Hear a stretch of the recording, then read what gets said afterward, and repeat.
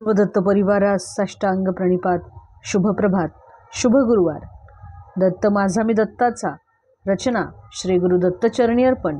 तत्पूर्वी चॅनल आवडल्यास like, share आणि सबस्क्राईब जरूर करावे. माऊलींनो, आपण पाहत आहोत श्रीकृष्ण भाग 32. मागच्या भागात आपण पाहिले की कशा प्रकारे शुकदेव गोस्वामीजींना महाराज परीक्षिती यांना कृष्ण भावना कशा प्रकारे समजावली. मनुष्याच्या 6 वर्षापासून ते 10 वर्षापर्यंत पौंगंडावस्था समजली जाते आणि बलराम दादा आणि श्रीकृष्ण परमात्मा कौमारावस्था पार करून या अवस्थेमध्ये त्यांनी प्रवेश केला होता.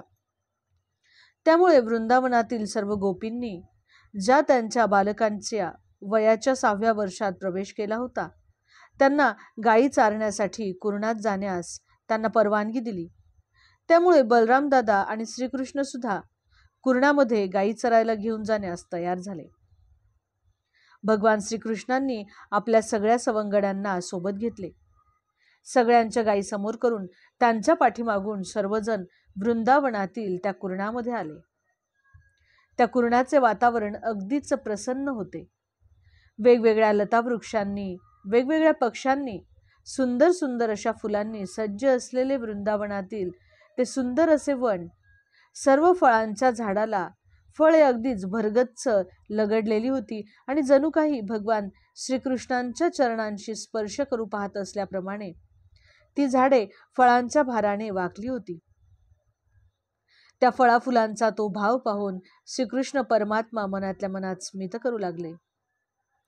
परमात्मा त्यांच्या बलराम दादांना म्हणाले की, हे बंधो, आपणच आमच्या सर्वांमध्ये श्रेष्ठ आहात आणि या वनातील सर्व हे फळाफुलांची झाडे आपले दर्शन घेण्यासाठी उत्सुक आहेत.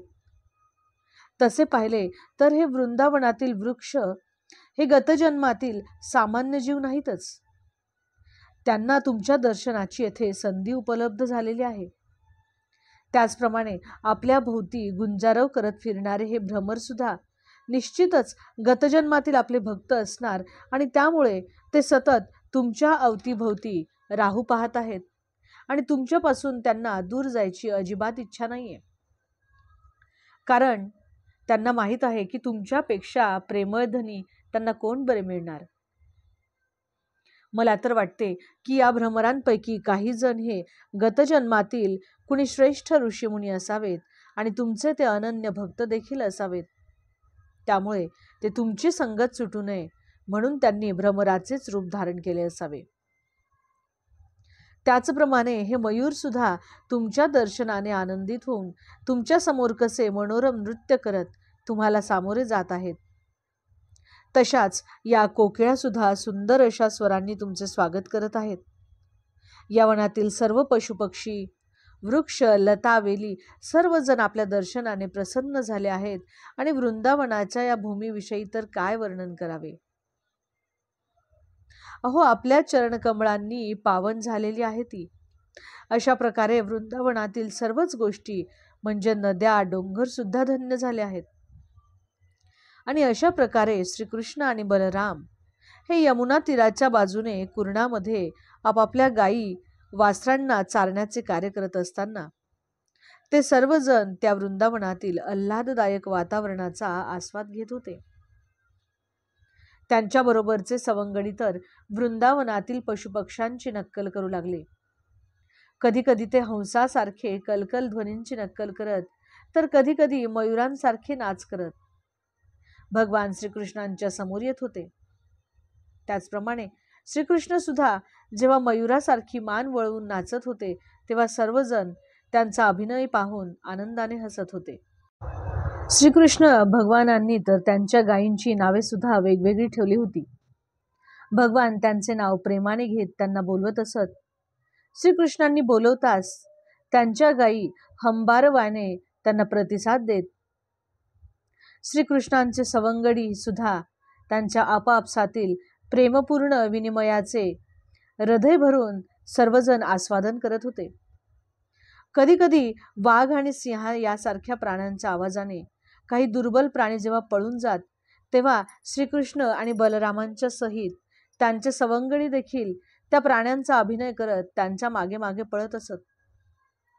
कधी जेव्हा सर्वांना थकवा येईल तेव्हा ते या सर्व झाडांच्या खाली विश्रांती घेत असत. ज्या वेळेला बलराम दादा एखाद्या सवंगड्याच्या मांडीवरती आपले डोके ठेवून थकल्यामुळे ते झोपत असत, तेव्हा तात्काळ श्रीकृष्ण भगवान हे बलराम दादांच्या चरणाशी बसून त्यांचे चरण दाबून देत असत. कधी कधी आपल्या दादाचा थकवा दूर करण्यासाठी भगवान श्रीकृष्ण हे वृक्षाच्या पानापासून पंखा बनवून त्या पंख्याने हळुवारपणे बलराम दादांना हवा घालत असत. बलराम दादा जेव्हा विश्रांती घेत असत तेव्हा इतर जे त्यांचे सवंगडी होते ते सवंगडी आपापसामध्ये मल्लक्रीडा करत असत, कधी नृत्य करत असत, कधी गायन करत असत. त्यावेळेला श्रीकृष्ण भगवान सुद्धा त्यांच्यामध्ये जाऊन मिसळून त्या सर्वांची प्रशंसा करत असत. भगवान श्रीकृष्ण जेव्हा स्वतः थकत होते तेव्हा ते एखाद्या वृक्षाच्या खोडाच्या आश्रयाला जाऊन तेथे ते विश्रांती घेत असत. कधी कधी ते आपल्या मित्रांच्या मांडीवर आपले मस्तक ठेवून विश्राम देखील करत असत. त्यावेळेला त्यांचे सवंगडी येऊन श्रीकृष्णांचे चरण दाबू लागत असत. काही जण काही वृक्षांच्या पानांच्या पंख्याने सुद्धा भगवान श्रीकृष्णांना वारा घालत असत. त्यांच्यापैकी काही सवंगडी हे गाणे म्हणण्यामध्ये कुशल असत. ते आपल्या मधुर आवाजाने गीत गात असत आणि अशा प्रकारे भगवान श्रीकृष्णांचा थकवा ते दूर करायचा प्रयत्न करत असत. ज्यांचे चरणकमळ हे सौभाग्य देवी आपल्या करकमळांनी स्वतः दाबत असत, त्या गोप बालकांपैकी एक अशा ग्रामीण मुलासारखेच प्रगट होऊन स्वतःला भगवान श्रीकृष्णांच्या स्वाधीन करून टाकले होते. अर्थात ते जरी एका ग्रामीण बालकाप्रमाणे तेथे प्रगट झाले होते तरी सुद्धा आपण पूर्ण पुरुषोत्तम भगवान आहेत हे श्रीकृष्णांनी कधीच दाखवून दिले होते. कधी कधी तेथील काही धूर्त लोक हे स्वतःच परमेश्वर असल्याचे, स्वतःच भगवान असल्याचा देखावा करून जे अज्ञानी जनता होती त्यांना फसवण्याचा प्रयत्न करत असत, पण भगवान परमेश्वराचे सामर्थ्य ते काही दाखवू शकत नसत.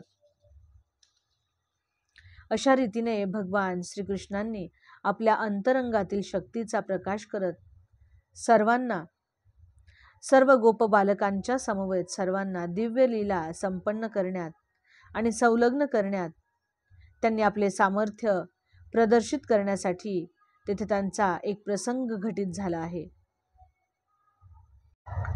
त्यांच्याबरोबरचे जे सवंगडी होते स्तोक, कृष्ण, सुबल, श्रीदामा या त्यांच्या सवंगड्यांनी बलराम दादांना आणि श्रीकृष्णांना मोठ्या प्रेमाने हाक मारली आणि ते त्या दोघांना म्हणू लागले की हे बलरामा, हे श्रीकृष्णा, तुम्ही फारच सामर्थ्यवान आहात.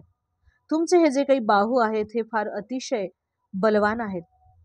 श्रीकृष्णा, तू तर कोणताही जो असुर तुला त्रास देतो किंवा आम्हाला सर्वांना त्रास देतो त्या असुराला ठार मारण्यात तू तर अगदीच कुशल आहेस.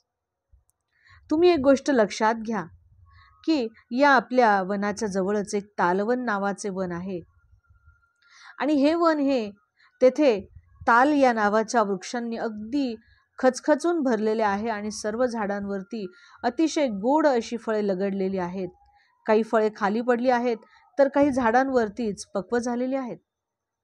ते अतिशय सुंदर असे वन आहे, परंतु त्या वनामध्ये एक धेनुकासूर नावाचा अतिशय बलाढ्य असा महासूर निवास करत आहे आणि त्या असुरामुळे त्या वनामध्ये कोणीही जात नाही किंवा तेथे जाणे हे अतिशय कठीण आहे आणि त्या असुराच्या भीतीमुळे त्या ठिकाणची फळे कोणीही काढण्याची हिंमत करत नाही किंवा त्या वनाकडे चुकून कोणीही फिरकत नाही.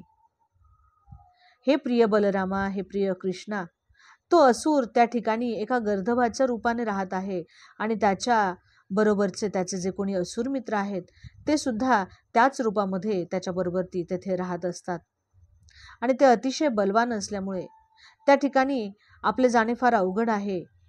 हे प्रिय बंधूंनो, त्या असुरांना ठार करणे हे केवळ आणि केवळ तुम्हा दोघांनाच शक्य आहे. तुम्ही सोडलात तर त्या ठिकाणी मृत्यूच्या भयाने कोणीही जायला तयार होत नाही. पशु सुद्धा त्या ठिकाणी जात नाही, एखादा पक्षी सुद्धा तेथे जाऊन राहत नाही. ते तेथून निघून गेले आहेत. त्यामुळे लोक हे केवळ फक्त त्या वनातील जे सुंदर गोड अशी फळं आहेत त्या फळांचा फक्त ते गंधच अनुभवू शकतात. अजून कोणीही त्या ठिकाणची फळे खाल्लेली सुद्धा नाहीये. तेव्हा हे प्रिय कृष्णा, तुला जर उघडच सांगायचं असेल तर आम्हाला खरोखरच ती सुगंधित अशी फळे खाण्याचा मोह झालेला आहे. आणि बलरामा, तुझी जर इच्छा असेल तर चला आपण सगळेच जण त्या ठिकाणी जाऊन तेथील ही गोड अशी फळे खाऊन त्या फळांची खाना खाता आपण मौज लुटूया. त्या फळांचा सुगंध सर्वत्र पसरला होता आणि तुम्हाला येथूनच त्या फळांचा अनुभव येत नाहीये काय?